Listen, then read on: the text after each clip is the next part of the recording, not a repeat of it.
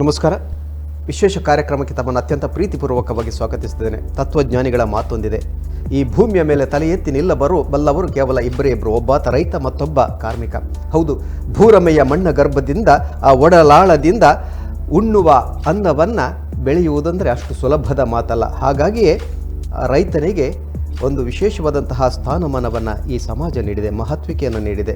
ಅನ್ನ ಬ್ರಹ್ಮ ಎನ್ನುವಂತಹ ಸಂಬೋಧನೆಯನ್ನು ಕೂಡ ಮಾಡಿದೆ. ಮಾತ್ರವಲ್ಲ, ಕೋಟಿ ವಿದ್ಯೆಗಳಿಗಿಂತ ಮೇಟಿ ವಿದ್ಯೆಯೇ ಲೇಸು ಎನ್ನುವಂತಹ ಗಾದೆಯನ್ನು ಕೂಡ ನಾವು ಕೇಳಿದ್ದೇವೆ. ಅದೇ ರೀತಿ ಇನ್ನೂರ ಪ್ರಖ್ಯಾತ ತತ್ವಜ್ಞಾನಿ ಸಾಕ್ರೆಟಿಸ್ ಒಂದು ಕಡೆ ಹೇಳ್ತಾರೆ, ಘನತೆ, ಪ್ರಾಮಾಣಿಕತೆ ಮತ್ತು ಸತತ ಪ್ರಯತ್ನ ಈ ಮೂರು ಆದರ್ಶಗಳನ್ನು ಮೈಗೂಡಿಸಿಕೊಂಡಿರುವಂತಹ ವ್ಯಕ್ತಿ ತನ್ನ ಕಾರ್ಯಕ್ಷೇತ್ರದಲ್ಲಿ ಯಶಸ್ಸಿನ ಮೆಟ್ಟಿಲುಗಳನ್ನು ಏರಿ ಸಾಧನೆಯ ಮೇರು ಶಿಖರವನ್ನು ಏರಿ ಕುಳಿತುಕೊಳ್ಳುತ್ತಾನೆ ಅನ್ನುವಂಥ ಮಾತನ್ನು ಹೇಳ್ತಾನೆ. ಎಲ್ಲ ಮಾತುಗಳಿಗೆ ಒಂದು ಅನುಪಮ ಸಾಧಕನಾಗಿ, ಅದಕ್ಕೆ ಉದಾಹರಣೆಯಾಗಿ, ಉಪಮೆಯಾಗಿ ನಮ್ಮೊಂದಿಗೆ ಈ ಕಾರ್ಯಕ್ರಮದ ವಿಶೇಷ ಅತಿಥಿಯಾಗಿ ನಮ್ಮೊಂದಿಗಿದ್ದಾರೆ.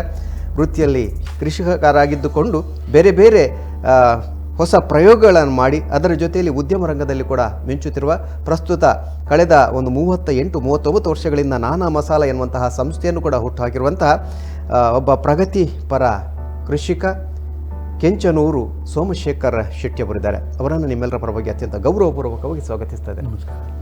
ಕೃಷಿಕರಿಗೆ ವಿಶೇಷವಾದಂತಹ ಒಂದು ಮಹತ್ವವನ್ನು ನೀಡಿದೆ ಈ ಸಮಾಜ. ಯಾಕೆಂದರೆ ಅಷ್ಟು ಸುಲಭ ಇಲ್ಲ. ಇಡೀ ಲೋಕದ ಹಸಿವನ್ನು ನೀಗಿಸುವಂತಹ ಒಂದು ಪುಣ್ಯದ ಕಾಯಕವನ್ನು ಕೃಷಿಕರು ಮಾಡ್ತಾರೆ. ತಾವು ಕೃಷಿಯ ಬಗ್ಗೆ ಯಾಕೆ ಇಷ್ಟೊಂದು ಆಸಕ್ತಿಯನ್ನು ವಹಿಸ್ಕೊಂಡ್ರಿ? ಯಾಕೆ ಇಷ್ಟೊಂದು ಆಸಕ್ತಿ ಕೃಷಿಯ ಬಗ್ಗೆ? ನನಗೆ ನಾನೊಬ್ಬ ಈಗ ಉದ್ಯಮಿಯಾಗಿ ಬೆಳೆದಿದ್ದೇನೆ. ಆದರೆ ಪ್ರಪ್ರಥಮದಲ್ಲಿ ಯಾವುದೇ ಉದ್ಯೋಗ ಮಾಡಬೇಕಾದ್ರೆ ಆಗ ಸರಿಯಾದ ಮೂಲಭೂತ ಸೌಕರ್ಯಗಳು ಇರ್ತಾ ಇರಲಿಲ್ಲ. ಜನರು ತುಂಬ ಹೋರಾಟ. ಬ್ಯಾಂಕಿನ ಹುಟ್ಟೂರದ ಸೌತ್ ಕೇಂದ್ರದಲ್ಲಿ ಬ್ಯಾಂಕ್ ಸಾಲ ಪಡೆಯೋದು ಅಷ್ಟೇ ಕಷ್ಟದ ಕೆಲಸ. ಬೇರೆ ಊರಿಗೆ ಹೋದರೆ ಅವರಿಗೆ ಸಾಲ ಸಿಗ್ಬೋದು. ನಮ್ಮಲ್ಲಿ ಭಾರಿ ಕಷ್ಟದ ಕೆಲಸ. ನಾವು ತುಂಬ ಅದರಲ್ಲಿ ನೋವನ್ನು ಅನುಭವಿಸಿದ್ದೇವೆ. ಅದೇ ರೀತಿ ಕೊನೆ ಬರುವಾಗ ನಾವು ಹೋರಾಟದ ಮುಖಾಂತರ ಲಾಭವನ್ನು ಗಳಿಸಿದ್ದೇವೆ. ಅದರಿಂದ ಬೆನಿಫಿಟು ಆಗಿದೆ ಅನ್ನೋದನ್ನು ಹೇಳಲಿಕ್ಕೆ ಇಷ್ಟಪಡ್ತೇನೆ. ಸೋಮಶೇಖರ್ ಶೆಟ್ಟಿಯವರ ಬಗ್ಗೆ ಹೇಳಬೇಕಾದಂತಹ ಸಾಕಷ್ಟು ಸಂಗತಿಗಳಿದೆ. ಒಂದು, ಬ್ರಹ್ಮಾವರ ಸಕ್ಕರೆ ಕಾರ್ಖಾನೆಯ ನಿರ್ದೇಶಕರಲ್ಲಿ ಒಬ್ಬರಾಗಿದ್ದವರು, PLD ಬ್ಯಾಂಕ್ನ ನಿರ್ದೇಶಕರಲ್ಲಿ ಒಬ್ಬರಾಗಿದ್ದವರು, ಅದೇ ರೀತಿ KMFನ ಸದಸ್ಯರಾಗಿದ್ದವರು, APMC ಮಾರುಕಟ್ಟೆಯ ಸಮಿತಿ ಇದೆ, ಅದರ ನಿರ್ದೇಶಕರಲ್ಲಿ ಒಬ್ಬರಾಗಿದ್ದಂತಹ ಸೋಮಶೇಖರ್ ಶೆಟ್ಟಿಯವರು ಸಾಕಷ್ಟು ಪ್ರಯೋಗಗಳನ್ನು ಮಾಡಿದವರು. ಕೃಷಿ ಮತ್ತು ತೋಟಗಾರಿಕೆ ಮತ್ತು ಹೈನುಗಾರಿಕೆ ಎಲ್ಲ ಕ್ಷೇತ್ರಗಳಲ್ಲಿ ಅನುಪಮವಾದಂತಹ ಸಾಧನೆಯನ್ನು ಮಾಡಿದವರು. ಕೃಷಿಯ ಜೊತೆಗೆ ತೋಟಗಾರಿಕೆ, ಯಾಕೆ ತೋಟಗಾರಿಕೆ ಹೊಸ ಪ್ರಯೋಗಗಳನ್ನು ಮಾಡಿದ್ದೀರಿ? ಕೃಷಿಯಲ್ಲಿ ನಮ್ಮ ಮಳೆಯನ್ನೇ ಅವಲಂಬಿಸಿರುವಂಥ ಕೃಷಿಕರಿಗೆ ತುಂಬ ತೊಂದರೆಗಳಿತ್ತು. ಒಂದು ಅದಕ್ಕೆ ಬೇಕಾದ ಸಮರ್ಪಕವಾದ ಆ ಸಮಯಕ್ಕೆ ಬರುವಂತಹ ಬಿತ್ತನೆ ಬೀಜ ಅಭಾವದಿಂದ ತುಂಬ ತೊಂದರೆಗಳಾಗ್ತದೆ. ಹೌದು. ನನಗೆ ಹೊಸದಾಗಿ ಒಂದು ಪ್ರಯೋಗ ಮಾಡಲಿಕ್ಕೆ ಹರಿಯಾಣದಿಂದ 6449 ಅಂತ ಹೇಳುವಂಥ ಭತ್ತವನ್ನು ಕೃಷಿ ಇಲಾಖೆಗೆ ಕೊಟ್ಟು ಒಂದು 2 kg ನೀವು ಅದನ್ನು ಉಪಯೋಗಿಸಿ ಭತ್ತ ಬೆಳೆದು ನಮಗೆ ಕೊಡಬೇಕು ಮತ್ತು ತೋರಿಸ್ಬೇಕು ಅನ್ನುವಂಥ ಒಂದು ಉದ್ದೇಶದ ಮೂಲಕ ಕೊಟ್ಟರು. ಅದರಲ್ಲಿ ಏನಂತ ಹೇಳಿದರೆ, ನಾನು ಕಂಡುಕೊಂಡ ಹಾಗೆ ನೇಜಿಯನ್ನು ಮಾಡೋದು ಅದು ತುಂಬ ಕ್ರೂಡ್ ಮೆಥಡ್ನಲ್ಲಿ ನಾವು ಮಾಡ್ತಾಯಿದ್ದೇವೆ. ಮತ್ತು ಭತ್ತವನ್ನು ತೆಗೆದು ಅದನ್ನು ಬೀಜ ಹಾಕಿ ಮೊಳಕೆ ಬಂದ ಮೇಲೆ 20-30 ದಿವಸದವರೆಗೆ ಇಟ್ಟು ಅದು ನೇಜಿ ಅಂತ ಹೇಳ್ತೇವೆ ನಾವು. ಅದನ್ನು ಮಾಡಿಬಿಟ್ಟು ನಾಟಿ ಮಾಡುವಂಥ. ಅದು ಏನಾಗ್ತದೆ ಅಂದರೆ, ನೇಜಿಯನ್ನು ಮಾಡುವಾಗ ಭತ್ತದ ಬೇರಿನಲ್ಲಿ ಅದರಲ್ಲಿ ಮಣ್ಣು ಸಮೇತವಾಗಿ ಗೊಬ್ಬರ ಸಮೇತ ಇರ್ತದೆ. ಅದನ್ನು ತೊಳಿತಾರೆ. ಯಾಕಂತ ಹೇಳಿದ್ರೆ ಅದನ್ನು ಹೊತ್ಕೊಂಡು ಹೋಗ್ಲಿಕ್ಕೆ ಬಾಧೆ ಆಗ್ತದೆ ಅನ್ನುವಂಥ ಉದ್ದೇಶದಿಂದ ನೀರು ತೊಳೆಯೋದ್ರಿಂದ ಏನಾಗುತ್ತೆ ಅಂತ ಹೇಳಿದರೆ, ನಾಟಿ ಮಾಡುವಾಗ ಭೂಮಿಯಲ್ಲಿ ಊರಿದರೆ ಅದು ಜೆ ಆಕೃತಿಯಲ್ಲಿ ಇರ್ತದೆ ಅದರ ಬೇರು. ಅದು ಬೇರು ಉಲ್ಟಾದರೆ ಮಾತ್ರ ಅದಕ್ಕೆ ಗೊಬ್ಬರ ಅಥವಾ ಬೇಕಂತ ನೀರನ್ನು ಎಳೆದುಕೊಳ್ಳಲಿಕ್ಕೆ ಕಷ್ಟ ಇದೆ. ಅದಕ್ಕೆ ಆ ಥರ ಬರಬೇಕಾದ್ರೆ ಅದು 15 ದಿವಸ ಹೋಗುತ್ತೆ ಟೋಟಲ್. ಇಲ್ಲಿ 20, 23, 25 ದಿವಸ, 40 ದಿವಸವರೆಗೆ ಅದು ಭತ್ತ ನೇಜಿ ನೆಟ್ಟಗಾಗಲಿಕ್ಕೆ ಬೇಕು. ಇದು ನಮ್ಮ ಹೇಗಂದರೆ, ಮಡಗಾಸ್ಕರ್ನ ಫಾದರ್ ಅವರೊಬ್ಬರೇ ಇದ್ದು ಅದನ್ನು ಬಹುಶಃ ತಾವು ಹೇಳ್ತಾ ಇರೋದು ಶ್ರೀ ಪದ್ಧತಿ, ಬಹಳಷ್ಟು ಶ್ರೀ ಪದ್ಧತಿ. ಭತ್ತಕ್ಕೆ ಆ್ಯಕ್ಚುಲಿ ಏನಂದರೆ ನಮ್ಮಲ್ಲಿ ಕ್ರಮ ಆಗಿದೆ, ನೀರು ನಿಲ್ಲಿಸಬೇಕು ಅಂತ. 4000 ಲೀಟರ್ ಬೇಕಾಗ್ತದೆ 1 kg ಭತ್ತ ಬೆಳಿಬೇಕಾದ್ರೆ ಅದು ಥ್ರೂಔಟ್ ನೀರಿಲ್ಲದೆ ಡ್ರೈ ಆಗೋದಿಲ್ಲ. ಮಣ್ಣಿಗೆ ಗಾಳಿಯಲ್ಲಿ ಅದಕ್ಕೆ ಉಸಿರಾಡಲಿಕ್ಕೆ ಅವಕಾಶ ಇಲ್ಲ ಮಣ್ಣಲ್ಲಿ ಊರೋದ್ರಿಂದ. ನಾವು ಹೇಗಂತ ಹೇಳಿದರೆ 5 ಸಾಲು ಆಚೆ 5 ಸಾಲು ಈಚೆ ಮಧ್ಯೆ ಒಂದು ನಡೆಯೋದಕ್ಕೆ ದಾರಿ ಮಾಡಿಕೊಂಡು ಅದರಲ್ಲಿ ಆ ನೇಜಿಯನ್ನು 12 ದಿವಸದ ಒಳಗಿನ ನೇಜಿಯನ್ನು ತೆಗೆದು ನೆಡಬೇಕು. 12 ದಿವಸ ಒಳಗೆ. ಯಾಕಂದರೆ ಅದು ಟಿಲ್ಲರ್ಸ್ ಬರುವಂಥದ್ದೇ 12ರಿಂದ 28 ದಿವಸ ಒಳಗೆ. ಈ ಟಿಲ್ಲರ್ಸ್ ಬರುವಂಥ ಅವಧಿಯಲ್ಲಿ ನಾವು ಅದನ್ನು ಪ್ರೊಸೆಸಿಂಗ್ ನಾಟಿ ಮಾಡೋ ಭತ್ತ ತೆಗೆಯೋದು, ನೇಜಿ ತೆಗೆಯೋದು, ತೊಳೆಯೋದು ಮಾಡೋದು ಅದೇ ಆಗ್ತದೆ. ಆಗ ಆದರೆ ನಾವು ಸಾಮಾನ್ಯವಾಗಿ ತುಳು ಭಾಷೆಯಲ್ಲಿ ಬಾಲ್ಯ ನೇಜ್ ಅಂತ ಹೇಳಿ ಅಷ್ಟು ಎಳೆಯ ನೇಜ್, ಅದು ಎಳೆ ನೇಜಿ ನೀವು ನೋಡ್ಬೋದು. ನಮ್ಮ ಮೊದಲು ನಾವು ಹೇಗೆ ಮಾಡ್ತಿದ್ವಿ ಅಂತ ನೀರಾಗಿ ಅಂತ ಮಾಡ್ತೀವಿ. ನೀರನ್ನು ಹಾಕಿಬಿಟ್ಟು ಬೆದೆ ಬರೆಸಿ ಅದನ್ನು ಹೊಡೆದು ಮಾಡುವಂಥದ್ದು. ಅದಕ್ಕೆ ಅದನ್ನು ಆದಷ್ಟು ಬೇಗ ತೆಗೆದು ನಾಟಿ ಮಾಡ್ತಾರೆ. ಅದರಲ್ಲಿ ಈಲ್ಡ್ ಜಾಸ್ತಿ ಬರ್ತದೆ. ಉದ್ದೇಶ ಅಷ್ಟೇ. ನಮಗೆ ಈಲ್ಡ್ ಬರಬೇಕಾದ್ರೆ ಅದಕ್ಕೆ ಸರಿಯಾದ ಆಕ್ಸಿಜನ್ನು ಮತ್ತು ಫರ್ಟಿಲೈಸರ್ ಎಲ್ಲ ಸಿಕ್ಕಿದ್ರೆ ಮಾತ್ರ ಅದು ಬರ್ತದೆ. ಆ ಥರ ಮಾಡಿದಂಥ ಇದರಲ್ಲಿ 12 ದಿವಸದಲ್ಲಿ ನೆಡೋದ್ರಿಂದ 70 ಟಿಲ್ಲರ್ಸ್ ಬರ್ತದೆ ಒಂದು ಗಿಡದಲ್ಲಿ. ಅದಂದರೆ 1 ಫೀಟಿಗೆ ಒಂದು 12 ಇಂಚಸ್ ಬೈ 12 ಇಂಚಸ್ ಆಕೃತಿಯ ಇದರಲ್ಲಿ ಒಂದು ನಾಟಿ ಮಾಡೋದು. ಆ ಕಾಲಮ್ನಲ್ಲಿ ನಾಟಿ ಮಾಡಿದರೆ 2 kg ಬೀಜ ಸಾಕಾಗ್ತದೆ. ಇಡೀ 1 ಎಕರೆ 2 kg ಬೀಜ ಸಾಕಾಗ್ತದೆ. ಅದನ್ನು ನಂಬಲಿಲ್ಲ ಯಾರು, ಸಾಧ್ಯನೇ ಇಲ್ಲ ಅಂತ. ಈಗ ಮೊದಲು ನಮ್ಮ ಪ್ರತಿಯೊಬ್ಬ ರೈತರ ಮನೆಯಲ್ಲಿ ಬೀಜ ಇಡಲಿಕ್ಕೆ ಒಂದು ಅಟ್ಟಣಿಗೆ ಇತ್ತು. 4 ಕಂಬ ಬಿಟ್ಟು ಆ ಕಂಬ ಮೇಲೆ ಹಾಕಿ ಅದು ಇಲಿ ಬರಬಾರ್ದು ಅಂತ ಹೇಳಿ ನಮ್ಮ ಕಡೆ ಕುತ್ತಟ್ಟ ಅಂತ ಹೇಳ್ತದೆ. ಹೌದು, ಕುತ್ತಟ್ಟ. ಅದನ್ನು ಮಾಡಿ ಇಡ್ತಿದ್ವಿ. ಈಗ ಅದರ ಅವಶ್ಯಕತೆ ಇಲ್ಲ. ಈಗ ಡೈರೆಕ್ಟ್ ಯಾವ ಹೊತ್ತು ಬೇಕಾದ್ರೆ ಹಾಕ್ಬೋದು. ಈ ಥರ ಶ್ರೀಪದಿ ಅದನ್ನು ಈಗ ನಮ್ಮಲ್ಲಿ ಏನು ಮಾಡ್ತಾರೆ ಅಂದರೆ ಇಲಾಖೆಯವರು ಅದನ್ನು ನಮ್ಮ ಲಾಭದಲ್ಲಿ ನಮ್ಮ ಬೊಮ್ಮವರ KVKಗೆ ಹೋದರೂ ಅಲ್ಲಿ ಆದರೂ ಹಗ್ಗ ಹಿಡಿದು ನಾಟಿ ಮಾಡುವಂಥದ್ದು. ಹಗ್ಗ ಹಿಡಿದು ನಾಟಿ ಮಾಡುವಂಥ ಪದ್ಧತಿ ಬಂದದ್ದು ಜಪಾನ್ ಪದ್ಧತಿ. ಆಗ IR8 ಮತ್ತು JA ಇರುವಾಗ ಅದನ್ನು ಸಾಲು ನಟ್ಟಿ ಅಂತ ಮಾಡಿ ಸಾಲು ನಟ್ಟಿ ಕೋನ ವೀಡರ್ಸನ್ನು ಓಡ್ತಾ ಇದ್ದಾರೆ. ಇದರಲ್ಲಿ ನಮ್ಮ ಪದ್ಧತಿ ಹೇಗಿದೆ, ಮಣ್ಣಿನಲ್ಲಿ ಆಕ್ಸಿಜನ್ ಸೇರಬೇಕು. ಆಕ್ಸಿಜನ್ ಸೇರಬೇಕಾದ್ರೆ ಪಗಡೆ ಆಕೃತಿಯಲ್ಲಿ ಆ ಕಡೆ ಈ ಕಡೆ 2 ಕಡೆಯಲ್ಲಿ ಅದನ್ನು ಓಡಿಸಿದರೆ ಆಕ್ಸಿಜನ್ ತನ್ನಷ್ಟೇ ಬರ್ತದೆ. ಮತ್ತು ನೀರು ಬರಬೇಕು ಹೋಗಬೇಕು, ಬರಬೇಕು ಹೋಗಬೇಕು, ನೀರು ನಿಲ್ಲಿಸಬಾರ್ದು. ನಮ್ಮದ ಕಡೆ ನೀರಿಲ್ಲದೆ ಭತ್ತವೇ ಆಗುವುದಿಲ್ಲ ಅಂತೇಳಿ ನಮ್ಮ ಪದ್ಧತಿಯನ್ನು ಬಿರುಕು ಬಿಡ್ತದೆ ನೀರು ಹೋಗ್ತದೆ ಅಂತ. ಇದು ಬೇಕಾದ ಬಿರುಕು ಬಿಟ್ಟದಕ್ಕೆ ತುಂಬಲಿಕ್ಕೆ ಸಾಕಷ್ಟೇ ತೆಗಿಬೇಕು. ಅದನ್ನು ಮಾಡುವಂಥ ಕ್ರಮ ಅದು ಸರಿಯಾದ ಕ್ರಮ. ಅದನ್ನೀಗ ಸಾಲ್ನಟ್ಟಿ ಅಂತ ಹೇಳುತ್ತೆ. ಸಾಲ್ನಟ್ಟಿ ಅಲ್ಲ, ಶ್ರೀ ಪದ್ಧತಿ, ಅದು ಸಿರಿ ಅಂತ ಹೇಳುವಂಥ ಆ ಪದ್ಧತಿಯಲ್ಲಿ ಮಾಡುವಂಥ ಇಡೀ ಕರ್ನಾಟಕದಾದ್ಯಂತ ಶ್ರೀ ಪದ್ಧತಿ ಬೆಟ್ಟು ಗದ್ದೆ ಅಥವಾ ಮಜಲು ಗದ್ದೆಗೆ ಆಗ್ಬೋದು, ಬಯಲು ಗದ್ದೆಗೆ ಬಯಲು ಗದ್ದೆಗೆ ನೀರನ್ನು ಎಲ್ಲಿ ಡ್ರೈ ಮಾಡಲಿಕ್ಕೆ ಆಗ್ತದೆ ಅಲ್ಲಿ ಮಾತ್ರ ಶ್ರೀ ಪದ್ಧತಿ ಆಗ್ತದೆ. ನೀರನ್ನು ಕೆಲವು ಕಡೆಯಲ್ಲಿ ಗಜನಿ ಭೂಮಿ ಅಂತ ಇದೆ, 24 ಗಂಟೆಗೂ 365 ದಿವಸ ನೀರು ನಿಂತ ಇರ್ತದೆ. ಅದು ಆ್ಯಕ್ಚುಲಿ ಮಣ್ಣು ಸಪ್ಪೆ ಆಗ್ತದೆ, ಅದಕ್ಕೆ ಗರಂ ಇರುವುದಿಲ್ಲ.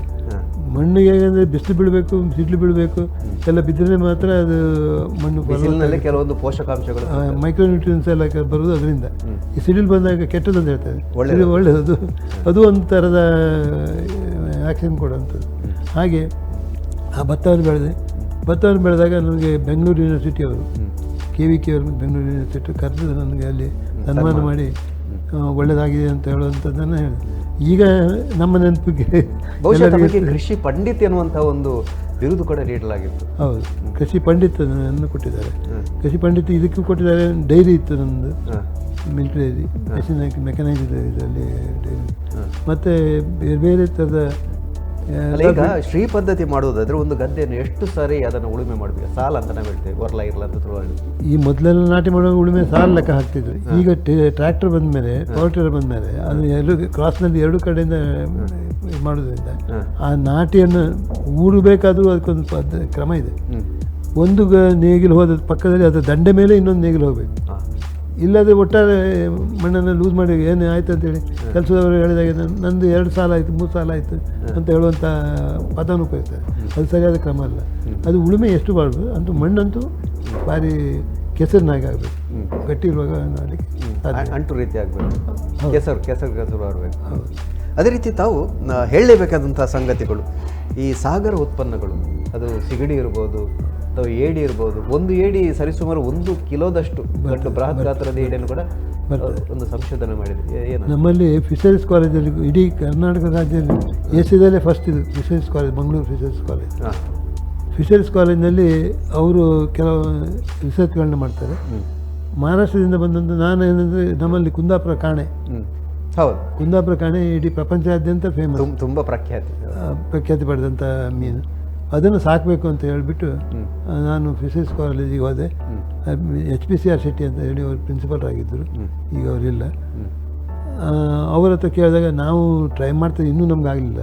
ಅಂದರೆ ಆ್ಯಕ್ಚುಲಿ ಕಾಣೆ ಮೀನಿಗೆ ಫ್ಲೋಯಿಂಗ್ ವಾಟರ್ ಬೇಕು, ಅದು ನಿಂತ ನೀರಲ್ಲಿ ಕಾಣೆ ಮೀನು ಆಗೋದಿಲ್ಲ, ಅದು ಓಡಾಡ್ತಾ ಇರಬೇಕು. ಮತ್ತು ಭಾರಿ ಡೆಲಿಕೇಟ್ ಫಿಶ್, ಹಾಗಾಗಿ ಅದು ಹೊಳೆ ಮತ್ತು ಸಮುದ್ರದಲ್ಲಿ ಮಧ್ಯೆ ಬರ್ತದೆ.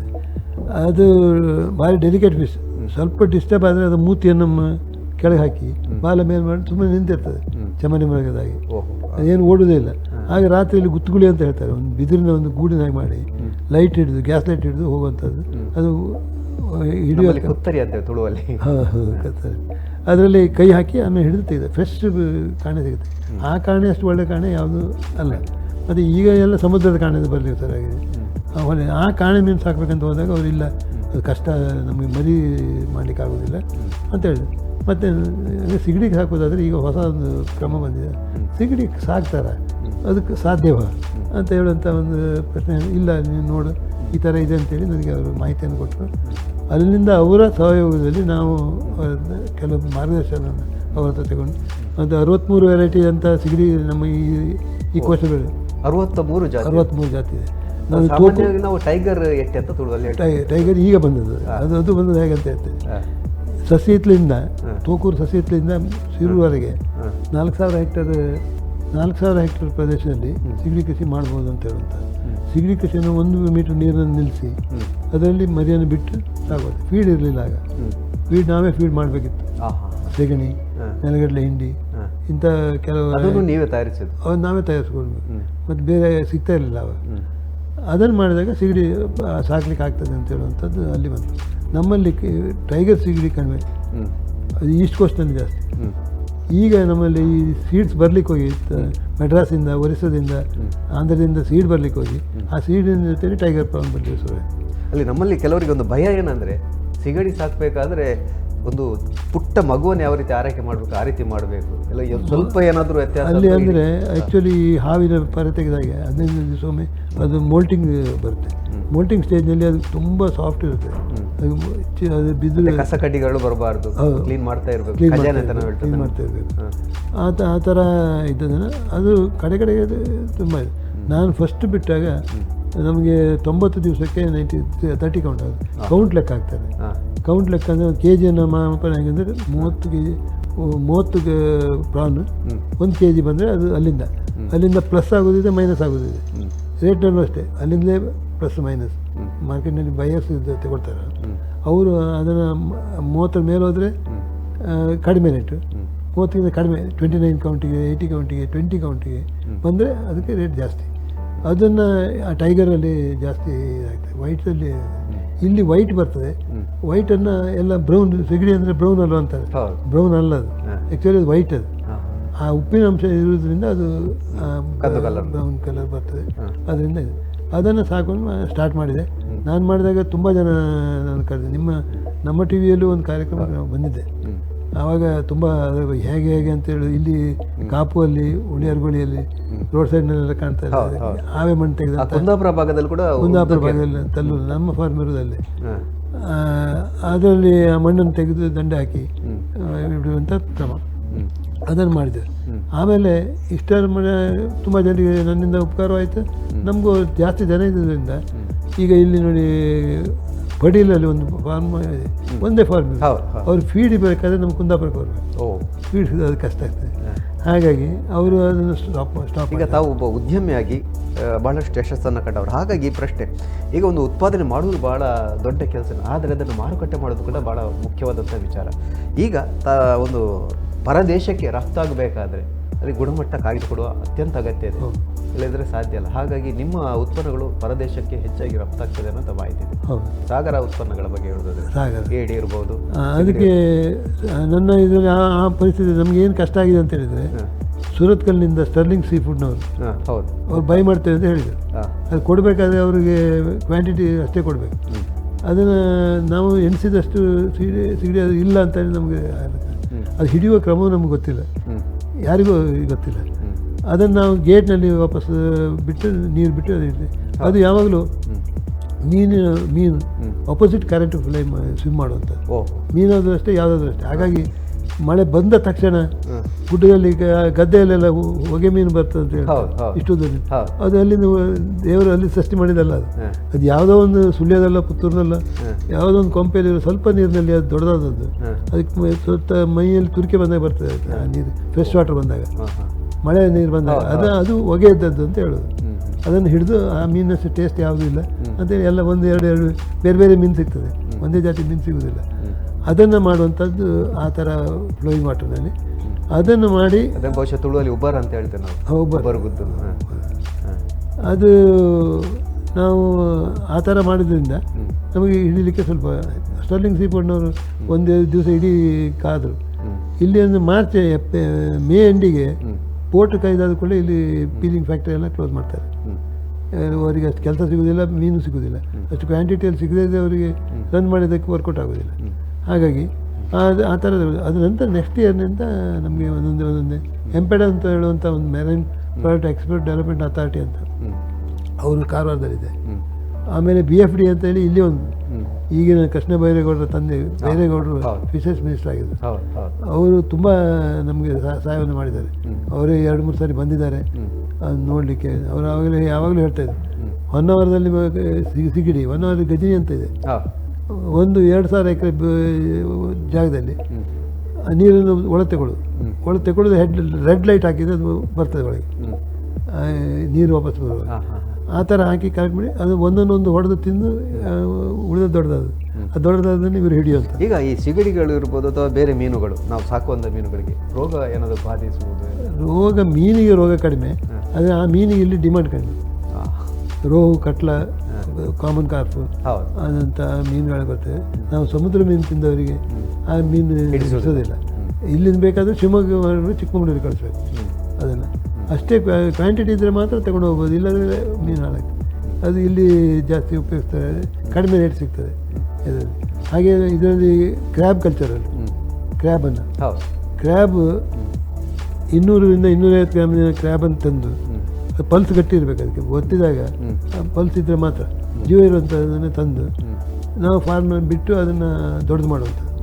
ಅದು ಬೆಳೆಸಿ ಅದನ್ನು ದೊಡ್ಡದು ಮಾಡಿ ಅದಕ್ಕೆ ಚಿಪ್ಪುವಾಗಿ ಅದು ಚಿಪ್ಪು ಕಳಿತದೆ.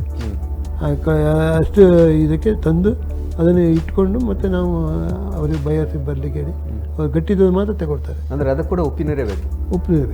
ಮತ್ತು ವಿಶೇಷ ಆಹಾರಗಳನ್ನು ಅದ್ರ ಕೊಡ್ತಾರೆ. ಅದಕ್ಕೆ ಡೈಲಿ ಮಾರ್ಕೆಟ್ನಲ್ಲಿ ಇರುವಂಥ ಚೀಪರ್ ಫಿಶಲ್ಲೇ ಇದೆ, ಅದನ್ನು ಕೋಳಿ ಇದೆ.